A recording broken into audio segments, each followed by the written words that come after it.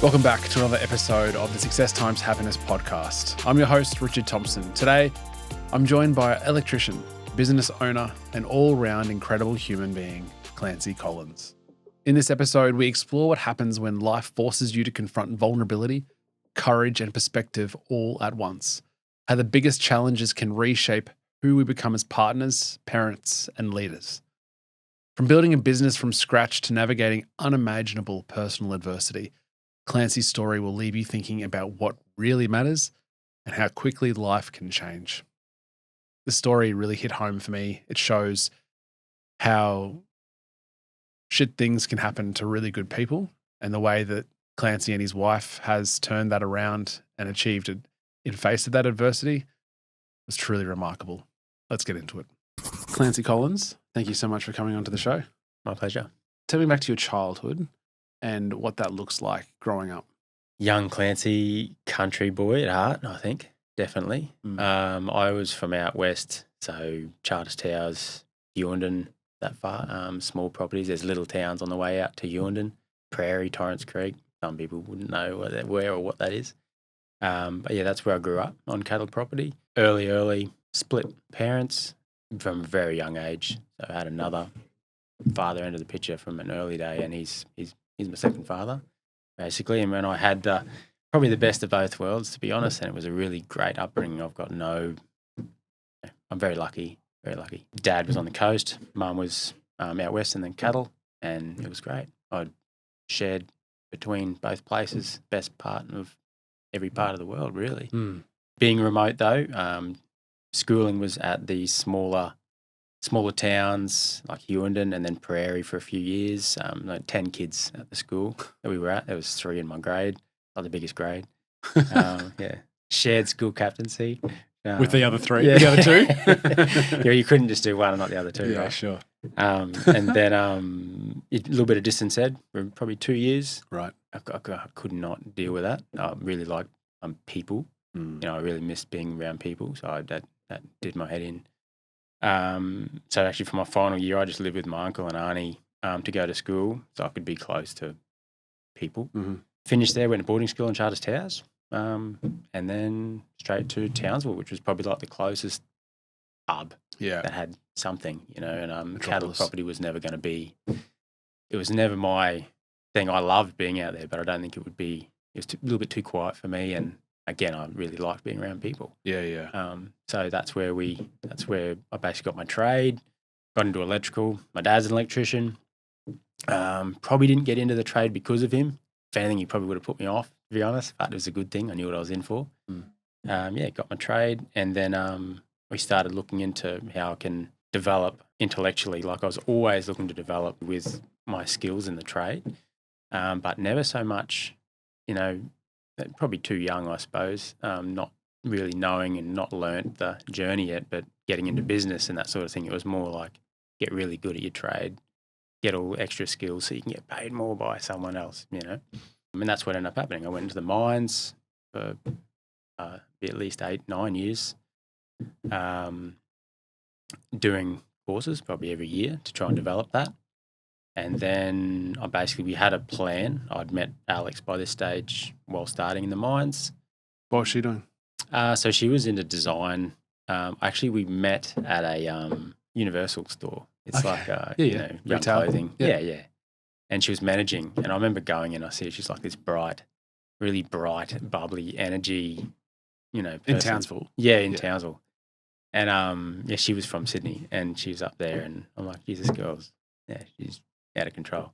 I'm not the person to go up and... How old are you here? Would have been 19, 20, around there. Yeah. Yeah, I'm not the first move guy. Like, I'm not going into, can I get your number? Like, that's not me. It's not me. So it took me ages. How many shirts did you have to go and buy? Oh, mate, I bought so much clothes from there. And it was like... Actually, I need a refund on this one. Oh, mate. No, never a refund. If I didn't wear it, it'd just stay in the cupboard. I'd just buy some more. And I was in the mine, so I had a little bit of expendable money. Yeah. And I had time, right? So...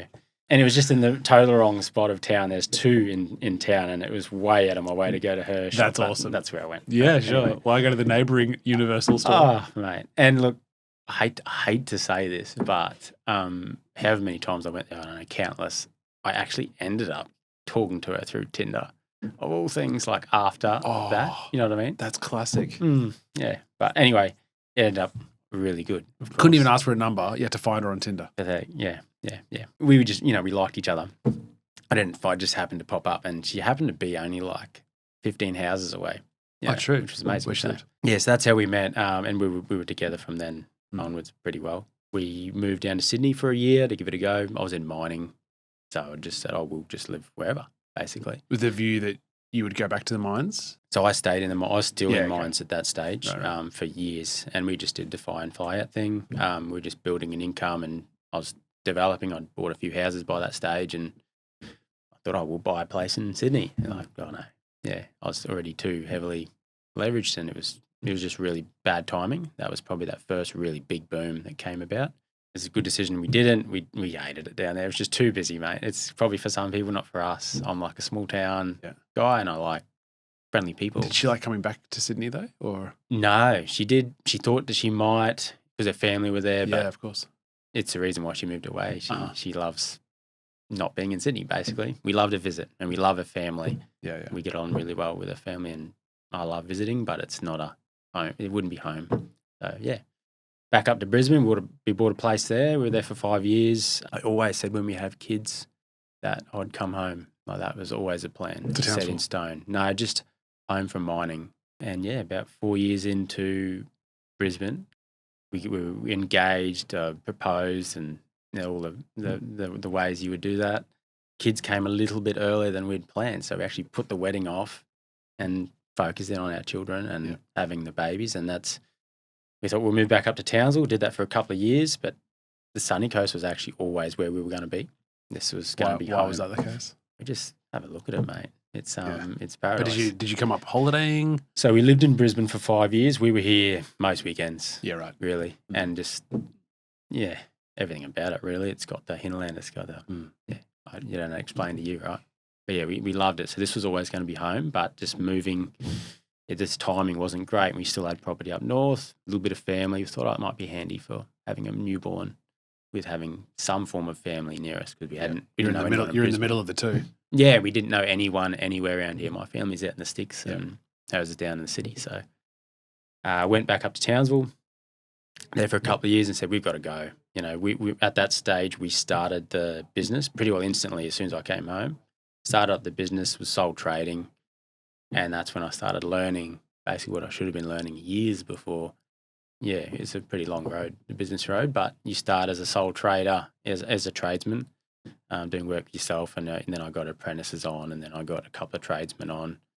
And we were just starting to grow, and we were at that next step, a couple of work vehicles. And we thought, well, we need to make the move or else we're just going to be shutting this thing down and restarting. So we made the call, and that's what we did. Moved to the coast, started CDC. Yeah. So CDC had already been started up there, but we basically turned it into a company at that stage just before we left. So it became a company entity, and then we moved down here. Best decision we ever made. We were here for about a year, I think, until we found where we wanted to live. Found a beautiful place. Super happy where we are. All the kids there? Your kids have arrived now. Married? We've got both. We didn't get married. We got married down here. Right. We ended up eloping, of all things. We had this big, splendid wedding planned, down in Byron Bay, and it was just, it was going to be amazing. And then that got canned because we're like, well, let's focus on the kids. Let's put all the money in on this and let's spend on things we want to do. We'll go on a holiday. Don't worry about the rest of the family. I love a party though, so it would have been nice, but we're still planning it. But we did it. We like, well, let's just go and do for us. So we eloped with our girls, at actually Point Cartwright, which was really nice. And we just did stuff for us. So get married, had kids, and business is basically then was on the focus for business. And talk to me about the business. What was that when you relocated to the Sunshine Coast? You deal primarily with solar, also General Electrics as well. Yeah. Both residential, bit of commercial. Yeah. What's the goal at that point in time? When we started, because we've just moved here, right, and I actually don't have any contacts. So as a tradesman, trying to build that web, like any business, I would imagine, you're building a web of trust and relationships with people in your area Townsville was very easy, to start. I've moved down here, I know no one. So I like talking to people. I go around and see people, but generally it was quite difficult to start initially with your own work. So I started contracting, which any contractor, electrician would know is very difficult. Like Right. cash flow, margins. It's not a good business model. It's not a bad startup for a small business, but a big business, bad model. It's not the way. You need to set in your own processes and structure for your business and run with your own customers, looking after your own people, and that's the way forward. So we started contracting. We did that for a couple of years. It was pretty tough, but we grew. We'd grown, and at that stage we started doing a lot of our own stuff. So we're picking up with builders locally. Definitely more of an industrial, commercial, electrical guy. But when it comes to solar and batteries and that sort of thing, we like that. That's our cup of tea, I think. Look, to be totally honest, if it was up to me, domestic electrical itself, like wiring and that, like I have that on the books for our apprentices, really, to learn. Yeah. We do a really bloody good job in those, but you can look in some houses that you need to be very fast to make money in those homes. Yeah, sure. So the efficiencies aren't there. No, not at all. Like we do too good a job for what it is, but I want to keep it on board because it's great. And that's just another tool, and it's great for training. And I think it's good to give the guys a break. And if you want to keep really good team, you need a bit of diversity. So that was my thinking behind that. But yeah, heavily commercial builders and solar and batteries and your bigger stuff. And then dealing a lot with our domestic batteries, solar, ducted, bigger stuff for people. It's already there. So I don't really like a high turnover type model. Quantity, we're quality. Yeah. We're quality, we're good support, we stay with our customers. That's what I want. So with our smaller domestic builders, they like quantity and low margins and just enough. That's not our model. Yeah. We want to do exactly what is right by customer, How has the team grown since you moved? Slowly, organically. We're up to just recently, like this year's been our biggest year by far, like in every aspect. The team we're at 8, we'll have 9, probably in another few weeks, I think, which is where we need to be. I'm constantly freeing myself up from these new roles that I keep getting, and moving into the next space where I want to head to. Yeah, we've had a few apprentices come on, then we have a few tradesmen, sales guy. It's sort of a pretty logical step, So I'm stepping away from sales as much as I love it. Yeah, someone needs to overlook, right? And then I'll still probably dabble in that.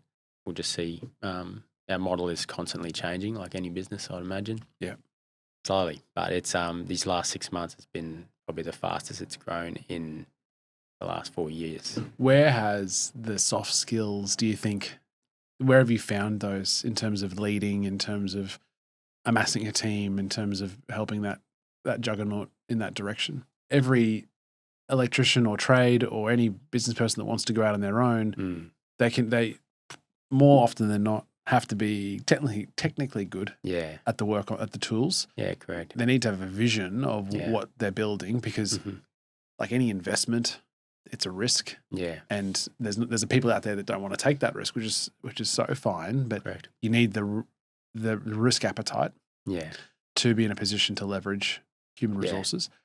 But you need to have the soft skills because there'd be a lot of people that own businesses who aren't a very good leader, aren't a very good, I don't want to say manager, but can't get the right people on the bus. Totally.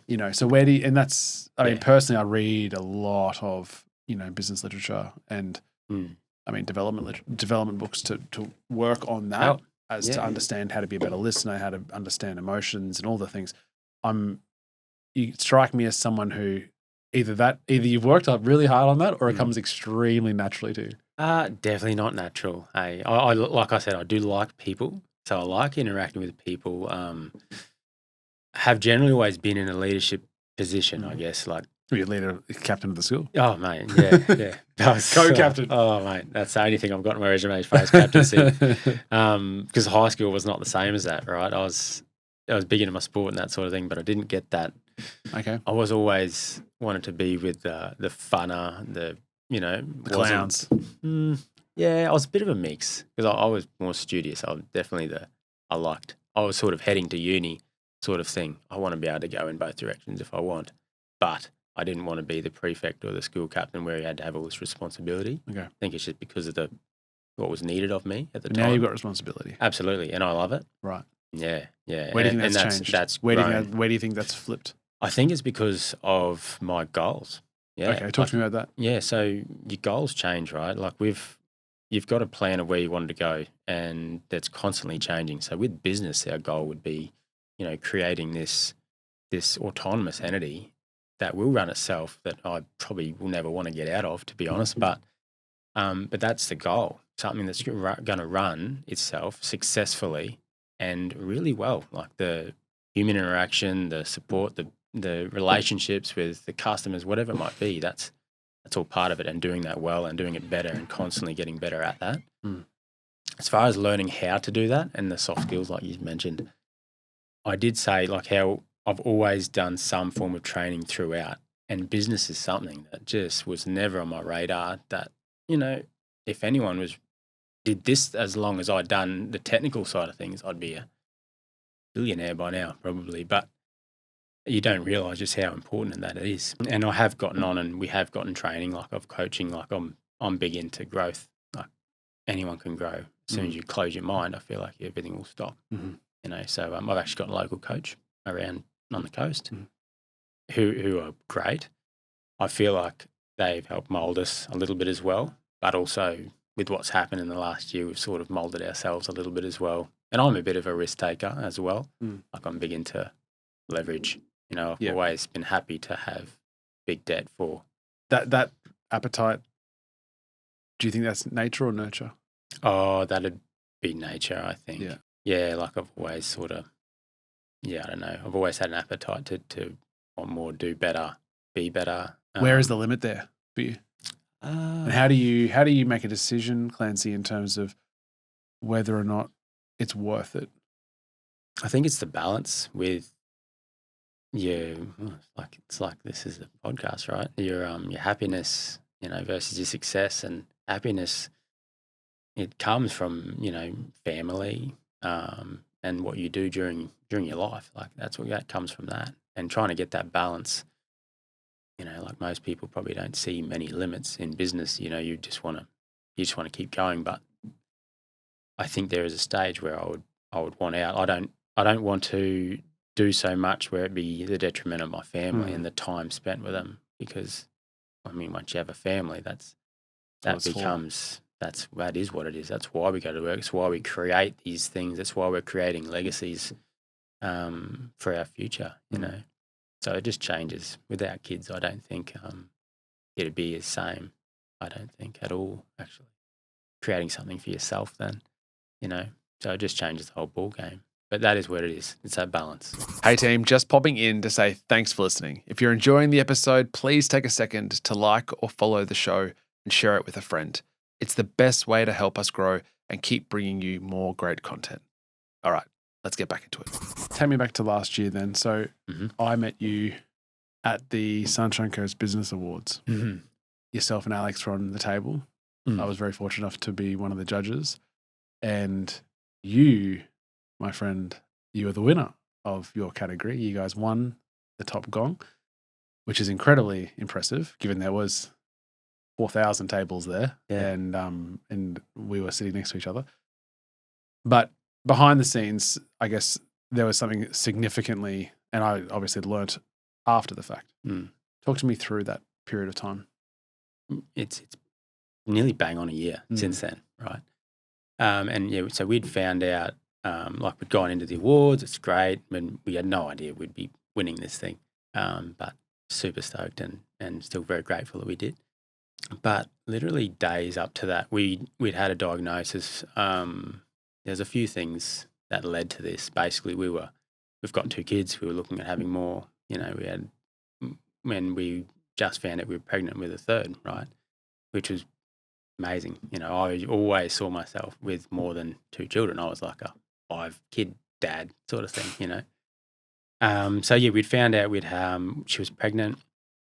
The awards, we were going to that. There was just a lot happening at the time, but about a week and a half, 2 weeks before the awards, we found a lump in the breast, and being pregnant is why we didn't think too much of it at the time, because when your hormones are changing, your body parts, your anatomy's changing, right? That's just what happens. So you don't think, and that did actually happen with our other kids, but different, it changes. So went and got it checked, and then of course, the gong hits. It's like, you've got carcinoma, cancer, like something that I'd never thought that it would ever be close to touching me in my lifetime. How old's Alex here? She would be at that time 30, 31. 31. And then how old are the kids at that stage? 5 and 3. Yeah, that's brutal. Yeah, it was just not, well, whenever is it good timing? Sure, appreciate that.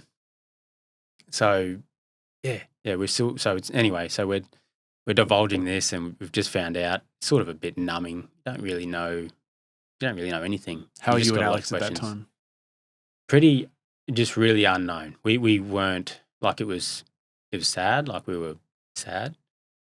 Didn't really know how to articulate what we'd found out. And yet it was just a bit like, oh, surely not. It can't be too bad. It's only a little bump or whatever. We're just constantly, you just don't know at that stage. You don't know anything. So they tell you you've got this, and then that's it. You've got to wait to see a specialist, or you've got to wait to see the oncologist, followed by your surgeon and whatever. So you've just got all these questions, and you're just waiting like a little bundle of, questions. The awards were on, so I went to the awards. I can't believe you went to the awards. Oh, I'm like, and for her, and also she was so, like, without even knowing, right? She was so stoic and just so brave. Yeah. And I think that's, I don't know, and women, kudos to them, mate. Oh, yeah, we've got a far easier job. Pretty good. Oh, yeah, we got it good. But yeah, she held it together really well at that stage, especially just being so unknown. Glad we went, obviously. We did well. But yeah, we had a big next couple of weeks after that. Finding out it was just a massive appointments, basically, and we had my brother's actual wedding out in Roma that next weekend after that as well. Does the family know at that stage? Not everyone know. We just let a couple people know, like Alex's sister might have known, my brother, mum, So siblings and parents would have known probably at that stage. Everything just sort of all unravelled from there. It all became quite difficult, but I feel like we managed it okay, I guess, but mate, it just went from one thing to the next. Obviously, we had the pregnancy thing to deal with as well, so nothing's wrong with the child as far as we're aware. Like, everything's great. So what's the outcome of when you see the oncologist, when you see the surgeon? Are you still in the dark here at this point in time, or are you? No, when you say it all unravels. It was confirmed. So we did the biopsy. So we must have found out on Monday. Biopsy Wednesday. Friday, I think we found out from the biopsy, because they basically check bloods and they're doing scans, and they're like, okay, the doctor's like, I'm really sorry, but it is this. I'm like, could it be? No, it's this. Then we do the biopsy. Biopsy is this is what it is. So it's a full, they take a piece out and they check it and whatever.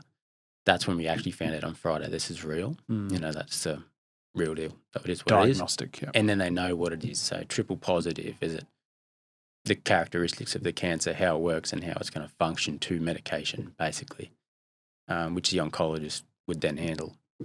So we've got the surgeon, we've got the oncologist. Surgeons deals with how we're going to attack this thing under the knife. Oncologist, how we're going to attack it medically with the medicines. That next week, it was basically meeting our oncologist, meeting the surgeon. We're talking about options, and we're basically, our main problem at that stage was that she was pregnant. So we need to work out, we want children. So what do we do? What do we do here?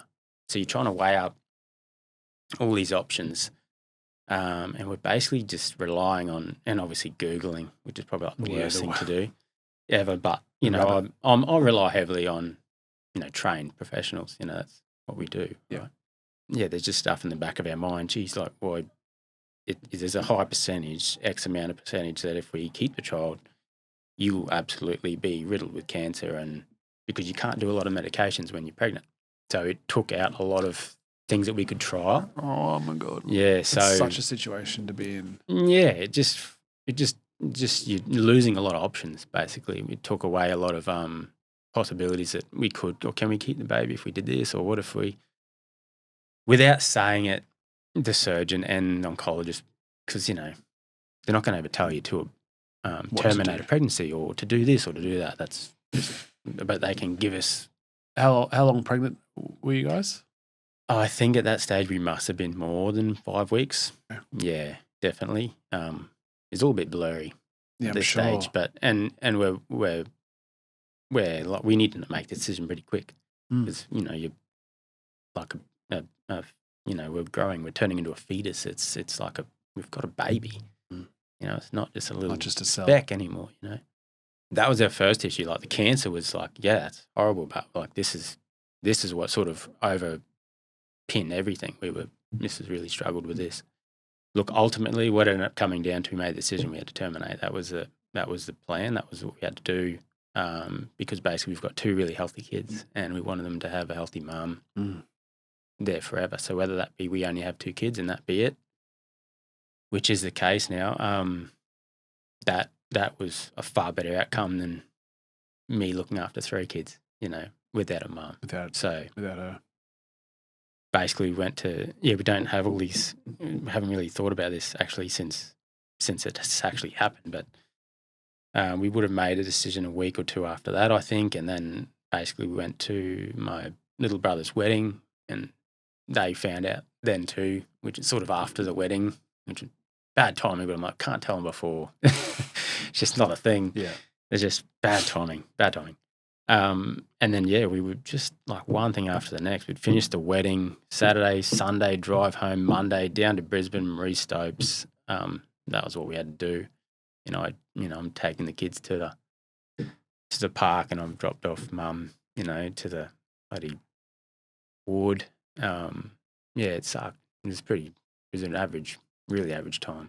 Like I think a lot of people go through, they might go through miscarriages and like, I think like, that's just life, right? But I think having the choice taken away from you really hurt a lot. Yeah, and obviously I'm the bloke in the 2. So for me, I'm not dealing with the emotions as much as like, obviously it's with my child as well, but the maternal connection is it's something we don't know. Yeah, we can't even begin to understand. No, that's right.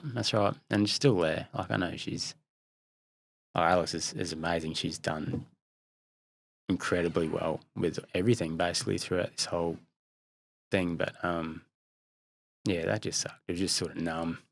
So, I'm just, it's just weird. But it is great that we had the kids, like they make everything so light and fluffy, we're just going down. But we had to explain this all to them because they thought they were having another little sister or brother. So we did end up explaining it to them. And they're young, they were so young. So they're doing, we're doing far worse than they are. They just sort of, kids are resilient. They just get onto it. You could learn a lot from that. Yeah. And no matter what's going on around them, they sort of find a way of just picking us up and, we just get on with it, So anyway, picked up Alex, we went back home and that was that. That was the end of that. And we didn't realise that would be it too. Like that is actually it now. Talk to me about that. The type of cancer that Alex had was brought on through the hormones, so different hormones. So she's a positive hormone cancer type, basically. Right. So all cancers grow in certain ways. So with Alex, it was positive, but there's 3 types, basically, and anyone who's in this industry will know exactly what that is. But basically, the hormones and the growing of the baby and the shifts in the female body, like, puts a cancer on its growth on steroids. Right. It's so that was part of that, and basically, when you go into all of this different treatment, Alex is pushed into early menopause through parts of it. There's obviously being so young, there is a chance that the reproductive system would be okay and whatever, but anyway, they basically, I think the risks of then having a child, the hormones, because it's still, we've been cleared, but are you ever fully cleared. So the risk doesn't outweigh, the risk far outweigh trying again, basically. Yeah. We've made that decision, and that's the main thing. It's a blessing in disguise as well, because basically some people that don't have like a triple positive result to a cancer, they can't control the cancer as well either. So Right. at least we know by removing hormones, got it. it removes the growth. Yeah. So there's positives and pros and cons. Sure. As far as you want to look at cancer, pros and cons. But what have you learned about Alex through this? Oh, mate, resilience. Yeah, very resilient, strong. Yeah, a lot stronger than me. I've always been I'm not a very sympathetic. Like I've always sort of, if I'm sick, I'm going to work. I don't have days off. If you're sick, why are you not the same as me, sort of thing? Like I'm just. And I struggled throughout this. Whole period a little bit. I just don't. I know why now, but I couldn't control what was going on, and I really struggled with that. I think because looking back now, I just sort of held it all together and tried to keep the cogs going. Because you're sick as through this. Like, you're so sick. And she did a good, like there was months and months of chemo, and chemo just rattles you.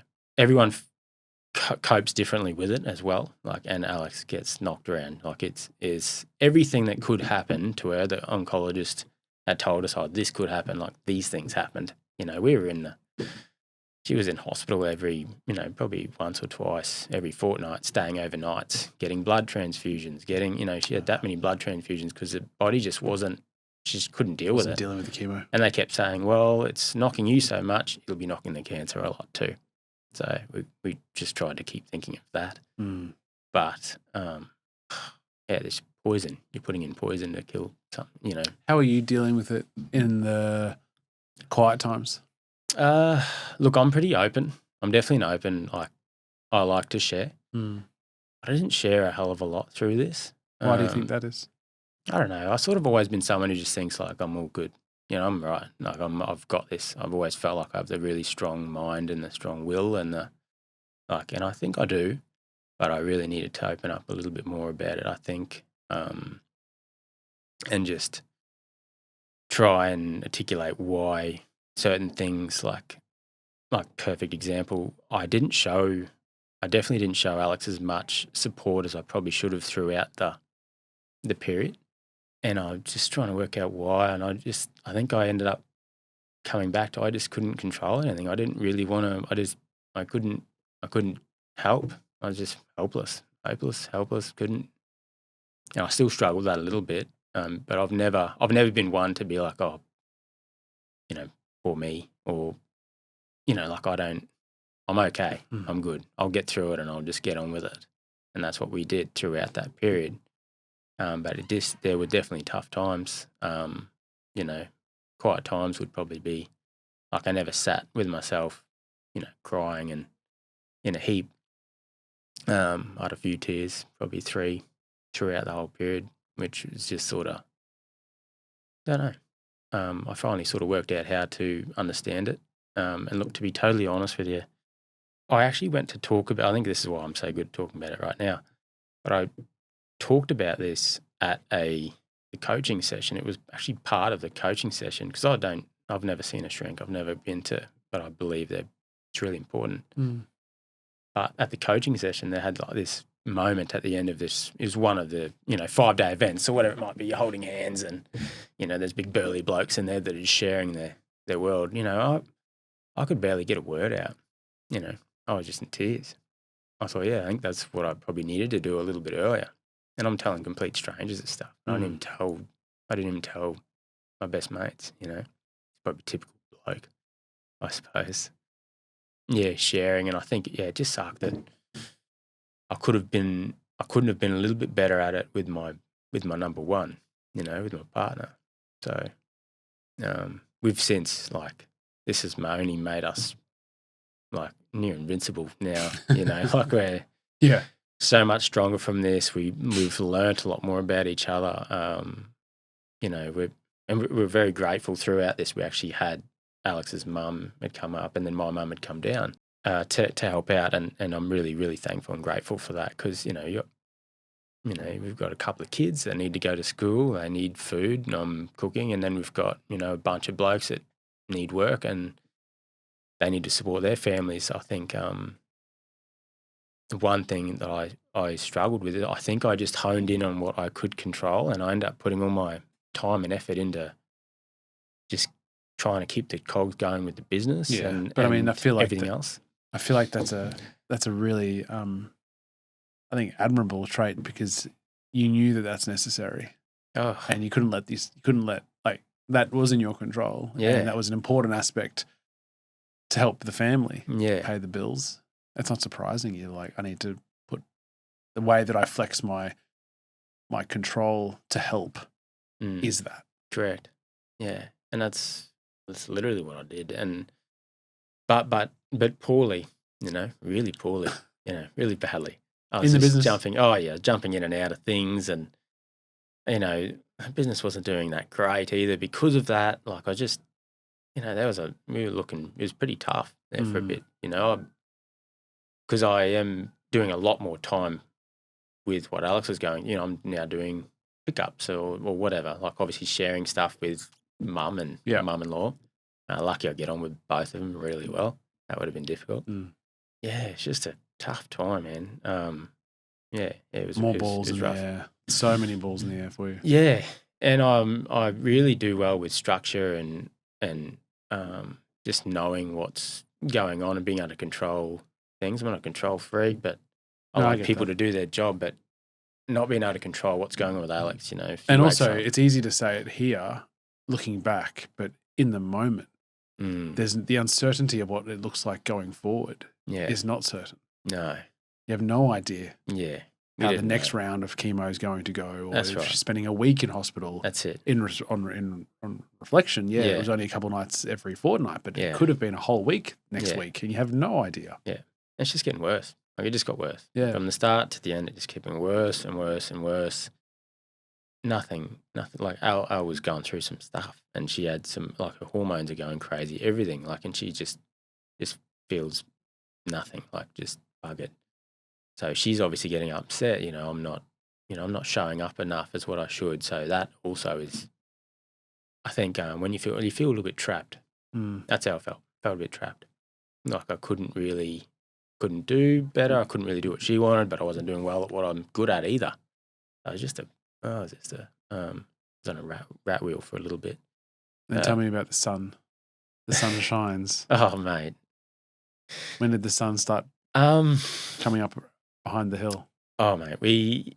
It would be, I should have a day, It's incredible, Clancy, that we are a year ago. It's suffered the slings and arrows of so many things in 12 months. Yeah, and it's changed. Like it's so. This is like, it's by far the biggest year I've ever had, and by far the toughest we've ever had, and hopefully the hardest we ever have. Like I told earlier, I've been pretty lucky. I've had a great life, and I'm having a great life. I've never had any issues in my life that not that I've ever worried about. Nothing to this extent. But yeah, it would be only be a few months ago, really, 4 months, 5 months ish, and that seems wild to even think that. Like Alex is obviously on medication still. Like she had some major surgery done. She had a full, like we ended up, it was a hard decision. She ended up getting a full double mastectomy as well, just to remove more risk. The more you do, the more risk is removed. Just did everything that we could, which again was tough, like, because you just finish and then, all right, now we're doing this major surgery, and then it's something else, and like a woman's identity, for sure, is being lost. And so we went through that. I think once she started healing from that, chemo had all gone. Probably the major thing was probably her hair growing back. Honestly, as weird as that sounds, but having her hair grow back, like for me, obviously it was earlier than that, but for her, I reckon definitely she's starting to feel normal with her hair coming again. back. Yeah, because people don't, I don't know. Everyone thinks she's sick, and you can tell she's sick, and people just know you're sick, and you just treat it a little differently. They don't mean to. Everyone's beautiful throughout this whole thing. We've had more help than we could have imagined. And we don't like help. No one likes help, I don't think. But I think that would have been it, yeah. And now she's went and got her first haircut the other day.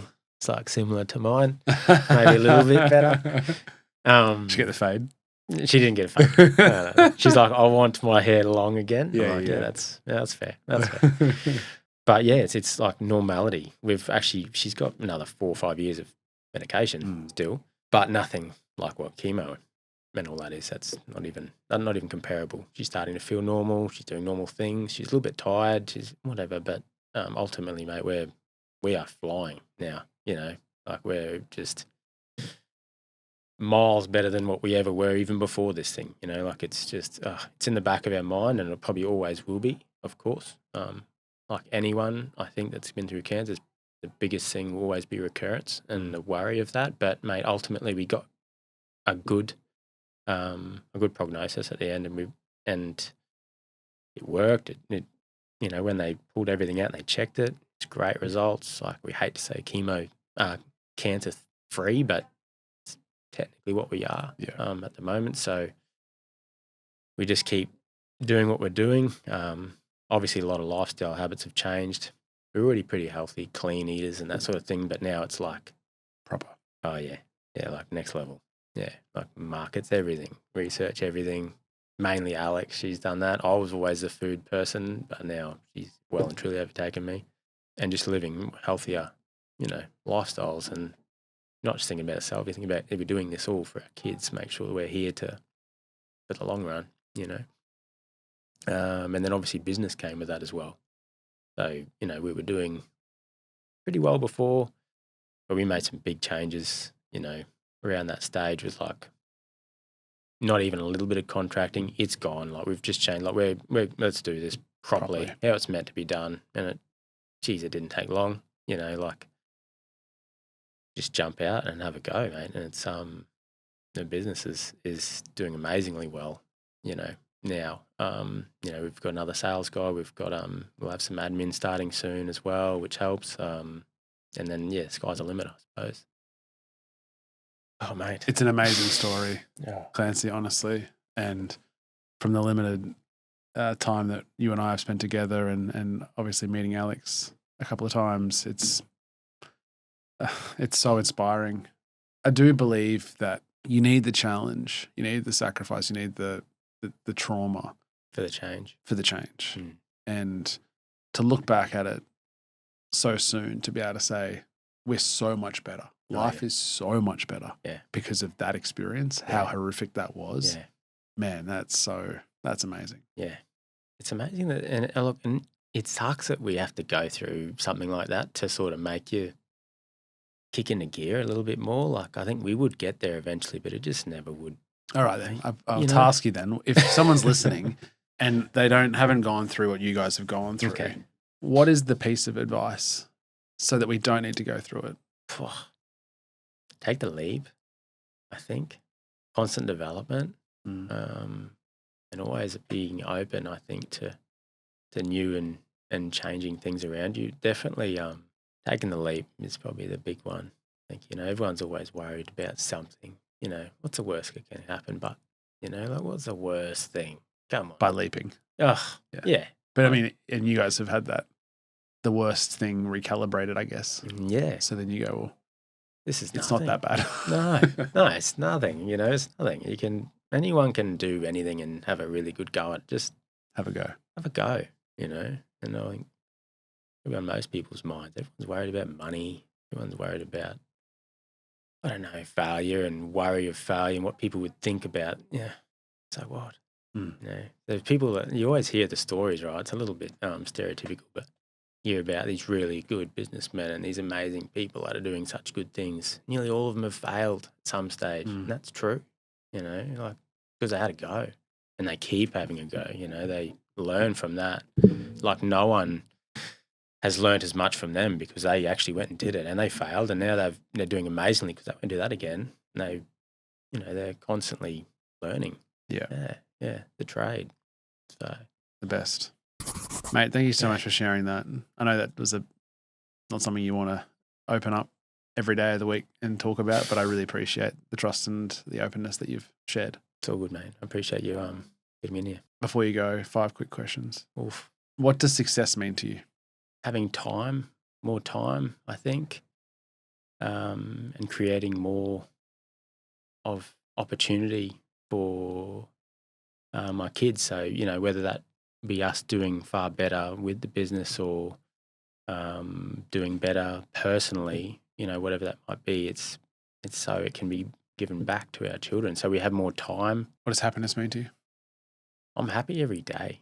I'm happy every day in everything that I do. You know what I mean? Like I'm always generally happy, and happiness means, spending more time with the kids and the family. Happiness means doing the things that we actually want to do, not things that we have to do because of being intentional. What does your morning routine look like normally? Pretty early. I like to be up around 4, I think, because that gets me out. I can do my routine if I go for a exercise or whatever it might be. I like to train at least minimum every second day, as a minimum if we can. Actually, that's a bit of a non-negotiable, but more if I'm feeling it.